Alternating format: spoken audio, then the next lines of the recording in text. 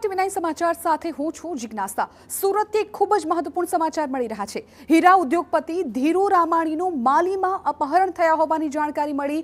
ઉદ્યોગપતિ સાથે 3 ભારતીયોનું પણ કર્યું હતું અપહરણ।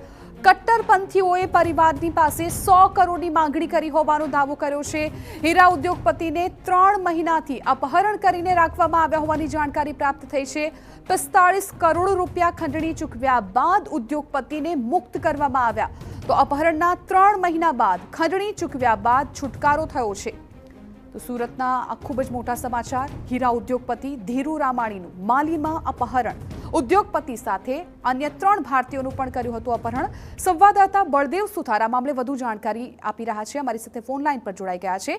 બળદેવ, હીરા ઉદ્યોગપતિ ધીરુ રામાણીના અપહરણના સમાચાર મળ્યા હતા અને ખંડણી ચૂકવ્યા બાદ ઉદ્યોગપતિને મુક્ત પણ કરવામાં આવ્યા છે। લેટેસ્ટ શું જાણકારી છે આ અંગે?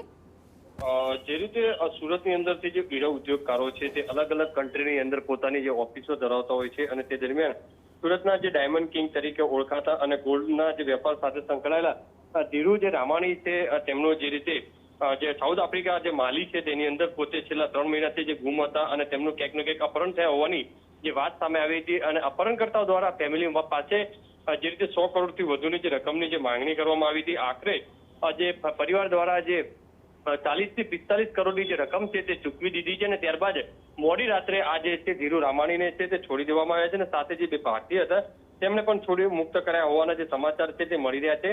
પણ સૌથી મહત્વની વસ્તુ એ છે કે જ્યારે મોટા ઉદ્યોગકારોની આ રીતની વિદેશમાં જે પરિસ્થિતિ થતી હોય છે ત્યારે પરિવાર છે તે ચિંતામાં મુકાતું હોય છે। એટલે હાલમાં તો તેમને જે મુક્ત કરવાની સાથે જે તેમના દીકરા જે અમેરિકા ખાતે રહે છે ત્યાં પોતાના ઘરે લઈ જવા માટેની જે પ્રક્રિયા છે તે હાથ ધરવામાં આવી છે।